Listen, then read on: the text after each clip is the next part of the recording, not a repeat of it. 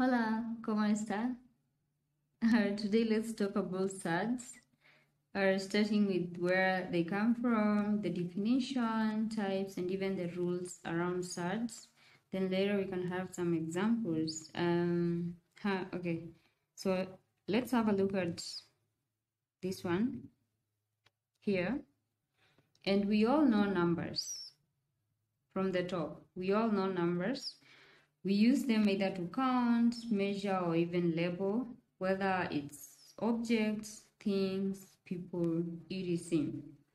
We can categorize numbers into two, whereby the first category is real numbers, and then number two, we have imaginary numbers. Real numbers, these are the values that can be represented as a distance along a line and should be of a continuous quantity. Then further, real numbers are categorized again into two, where we have rational numbers and then we have irrational numbers.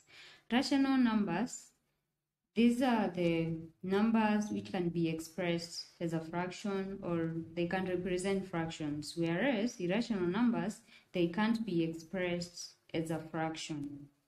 For rational numbers, we have natural numbers, we have whole numbers, we have decimals, we all know decimals, and we have integers, which can either be positive or negative. And then now under irrational numbers, this is where we find SURDS. So you see where all this is coming from. We have numbers, it narrows down to real numbers and imaginary numbers. We have rational numbers, and then again we have irrational numbers. Then it's broken further down.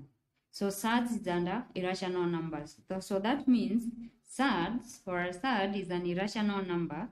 So number one, they can't be expressed as a fraction, but now the definition of a SURD is, this is the square root of any number that cannot be simplified to a whole number. And if you try, the decimal value will never end at any point.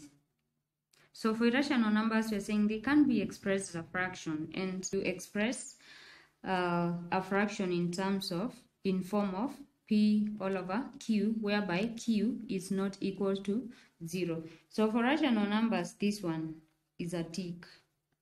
While here for irrational numbers, that one is a no. They can't be expressed as a fraction.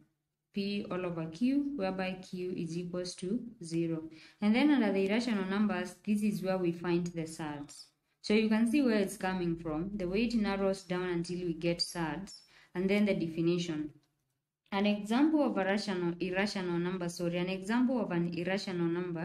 So we can forget about the rest and concentrate on the irrational numbers, but maybe I can mention something on the imaginary numbers, because these are the numbers which are expressed as the square root of a negative number. For example, the square root of -1. If I ask you what is the answer to this, the square root of the -1, maybe some of you will say this one doesn't have an answer, but if you study maths further, you will find out or realize that -1, the square root of a -1 is possible. You can get an answer. And this is where now we have the introduction of complex numbers, where complex numbers is a combination of real numbers and imaginary numbers in such a way that you can solve something like this. And the square root of -1 is actually, the answer should be equal to I, whereby you should note that I squared is equals to -1. The way you say pi is equals to 22/7, yeah, just the same way you equate this to this. So it's the same way we equate this, I squared is equals to -1.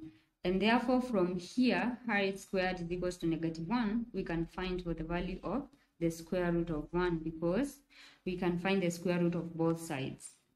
If we get the square root of both sides, square root and square root there, then your I is equals to negative. Then, sorry.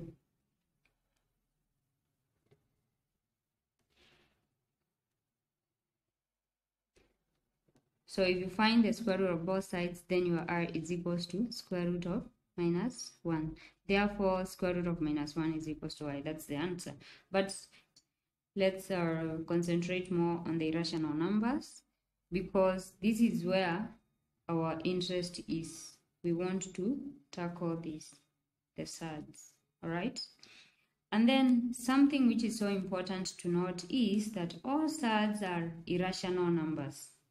We said an irrational number, these ones cannot be expressed as a fraction, and as a fraction is in the form of p all over q, whereby q is not equal to 0. They can't be expressed as a fraction. So everything that we discover, no, this is a SURD, that one is automatically an irrational number. However, the converse is not true. Not all irrational numbers are SURDs. An example of this, not all irrational numbers are SURDs. An example is exponential. Exponential is an irrational number. However, it's not a SURD because we said, remember, that it must have a square root sign somewhere. But when you try to solve or simplify it, it can't go any further. We can't see any square root here, and therefore it doesn't qualify to be a SURD. So this statement, please always remember it. It's very important. Not all SURDs are, all SURDs are irrational numbers. However, not all irrational numbers are SURDs. So I hope you've understood where SURDs come from. All the way from numbers coming down to real numbers, and then branches to irrational numbers, and then now we can have SURDs. So after understanding where it comes from and the definition, and maybe to repeat on that, is that a SURD, the definition, it's a number or value whose square root can't be simplified any further. And an example of this is root 2, root 3, root 5. So you see, the value whose square root can't be simplified any further. We have root 2. Root 2, we can't simplify it any further. Otherwise, if we try, we'll just get an answer which has a lot of decimals, and they don't seem to end. The same way to root 3, the same way to root 5, root 7, root 11, root 9. No, root 9 is not a SURD because root 9, the square root of root 9 is equals to 3. So this one doesn't qualify to be a SURD. All right, let's look into the types of SURDs. So as you can see here, we have pure SURDs, we have mixed, we have monomial, we have binomial, we have trinomial, we have conjugate. These actually are the key ones. So starting with pure SURDs, these are completely irrational. It's a SURD which is completely irrational. For example, just root 2. If I have just root 2, that's a pure SURD. Doesn't have anything mixed with it. Just so pure. It's just a SURD and it's just like that. For mixed, this one you can find maybe some rational number, and then we still have the irrational number. For instance, we have 2 root 5. 2 is a rational number, it's a whole number, but root 5 is a SURD. So it's a mixture. It's a mixture of a rational number and an irrational number. So when they are mixed, we call it a mixed SURD. Then we have monomial. Monomial, these are SURDs we just have only one term. And when we go to binomial, those ones are SURDs which have 2 terms. Trinomial, they have 3 terms. For instance, for monomial, we can say root 3. Binomial, we can say root 2 plus root 3. Trinomial, we can say root 3 plus root 5 plus root 7. Trinomial. There are 3 terms, 1, 2, 3. Binomial, 1, 2, they're just 2. This is just 1. And then we have conjugates. Conjugates, this one, number 1, you must have a binomial SURD. And then when you get its conjugate, you have to negate it. In which sense? For example, if we have this binomial SURD, root 2 plus root 3, and I ask you, what is the conjugate of this? The conjugate of this is the terms, the root 2 and root 3 will just be the same. The only thing that will be changing is this sign, in such a way that if it's positive, it will be changing to negative sign. If it's negative, it will be changing to positive sign. So the conjugate of this one should be root 2 minus root 3. And if you have root 3 plus root 7, the conjugate is root 3 minus root 7. If you have root 2 minus root 3, the conjugate is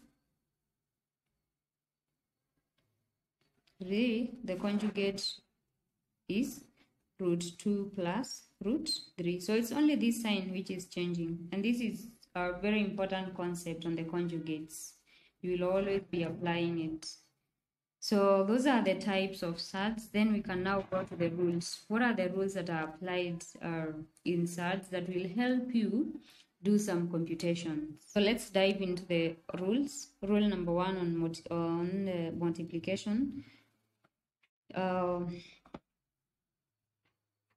Whenever you have root A multiplied by root B, this one should always be or can be computed as you put them under the same root and then A multiplied by B.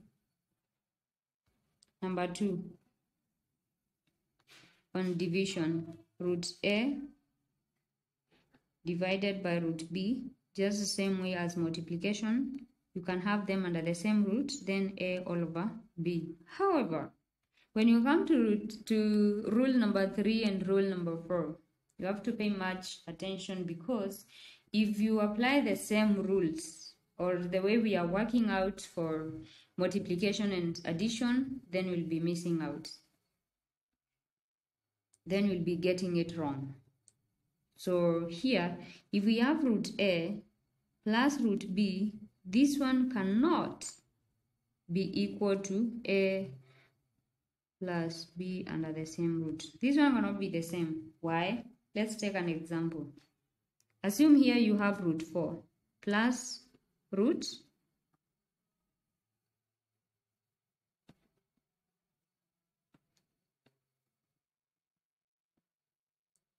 25 is equals to, just assume you're working it out the way you're working out on the same way with multiplication, just under the same square root, and then you add. So this will be 4 plus 25, right? Okay. What is the square root of 4? It's 2, plus the square root of 25, it's 5, is equals to the square root of 29. This is 7. Is 7 the same as root 29? No. 7 is not and cannot be equal to. So even the same way those are the ones on the top, they can't be equal to. So that's why you can't put root A and root B under the same root and then you add. It's only for multiplication, and for division, whereby you can put the two terms under the same root, then you either multiply or divide based on what you are having. If it's addition or subtraction, please, you have to be keen, because this one cannot be equal to this. But how should you deal with such a case? This is how you should deal with it. If have root A plus root A. For addition and subtraction, for you either to add or subtract, you must check whether the root is the same. If the root is the same, well and good. If it's different, please don't do anything. The root is the same, we have root A, and therefore these ones we can add. But how do we add? What is root A plus root A? You can maybe simplify things for yourselves and say maybe this one root A represents an orange. So let's say this is one orange and this is another orange. If I have one orange on one hand, the other hand I have another orange. How many oranges do I have? There are two. But I won't write oranges, but rather root A, because I'm just simplifying things. I'm using I'm using an orange to represent root A, just to make it look simpler. All right. So for you to add or subtract, please always check whether the roots are the same. If they are the same, well and good. If they are not, please don't put your terms under the same square root and then you add or subtract. If you have, let's say, 2 roots A plus 3 root A, this is the same as, these are like 2 oranges and 3 oranges, so those are 5. Sorry. So those are 5 oranges. Those are 5 roots A. And you can also work it out like this. You can take the whole numbers, 2 and 3, you add them based on this sign which is here, whether it's addition or subtraction, and then root A. And this is equals to 5 root A. Rule number 4 on subtraction. Root A is just the same as addition. Root A minus root B. This one cannot be equal to root A minus B. They cannot be equal to. For instance, assume here you have root 9 minus root 4 is equals to, this one cannot be equal. Cannot be equal to root 9 minus 4. Okay? What is root 9? It's 3. Minus root 4, it's 2. Is this one the same as root 5? Yes or no? What is 3 minus 1? What is 3 minus 2? It's 1. Can 1 be equal to root 5? No, it can't. So that's why you can't put the A and B under the same root and then you subtract. You have to check are the roots. Are they the same? Yes. If they are the same, then now you can subtract. If they are not the same, please leave it like that. So an example, if you have 2 root A minus root A. So you can check here, are the roots the same? Yes, it's root A, and therefore now we can proceed and subtract. We have 2 root A minus root A. It's like you have 2 oranges and then you give someone 1 orange. How many oranges are you left with? Just 1. So you'll be left with root A. Or the other way to solve this is take the whole numbers. We have 2. The whole number here is 1. It's only that it's not seen. And therefore, we'll have 2 minus 1. Then root A is equals to 1 root A. And this is the same as root A. If you have 4 root A, either plus or minus 2 root B, this one you can't proceed any further. It's just like that. 4 root A plus 2 root B or 4 root A minus 2 root B, you can't proceed any further. Why? Because the roots are not the same. Alright? Okay, so let's proceed to the rule number 5 on rationalization. And this one is very important. 5A. If you have this instance, 5A, if you have a case like this, A divided by root B, and you want to rationalize, you will multiply both numerator and denominator by the denominator, just the way it is. It's root B, so multiply up and down, numerator by root B, multiply denominator by root B, and then you can rationalize. So we can multiply here by root B divided by root B, and this is the same as A root B all over. What did we say about multiplication of SURDS? We said we can put them under the same root, and then here we'll have B multiplied by B, right? This is the same as A root B divided by root B squared, and this is the same as A root B divided by, what is the square root of B squared? It's B. This B can't cancel with the other B because this B doesn't have a square root and this one has a square root, and you don't know what's the value of B, so you can't just go and cancel out. So the answer should be A all over B and then root b, if you have such a case. Another case for rationalization, 5b, a all over b plus c root n. If you have such a case whereby you want to rationalize, and in rationalization we normally take the denominator and then you multiply both numerator and denominator. In rationalization, you take the denominator just the way you take the denominator and then you multiply numerator and denominator. But the cases will depend whether it's just a monomial SURD, like the one that we've just had for 5a. You just go ahead and, multiply direct. But otherwise, if it's a binomial SURD and you want to rationalize such a case, you have to find its conjugate. Do you remember what we talked about conjugates? What is the conjugate of b plus c root n? B and c root n remains the same, but the sign changes.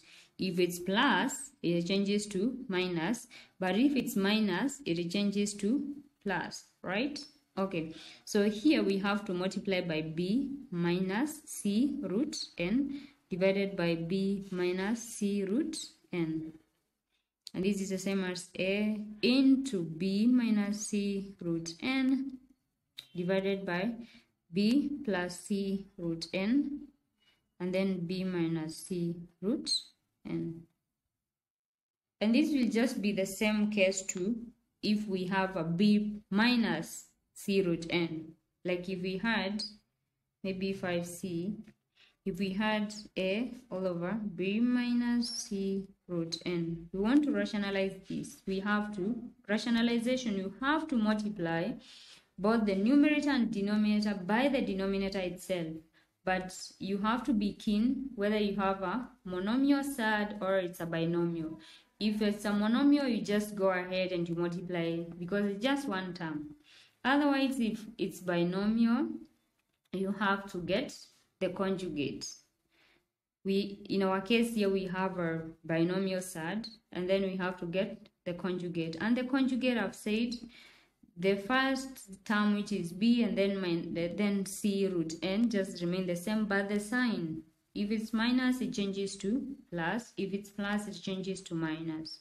So here we'll have to multiply by b plus c root n all over b plus c root n, and this one will be the same as a into b plus c root n all over b minus c root n, b plus c root n, and then now from there you can simplify. So next time we'll be working on some examples, and till then, bye.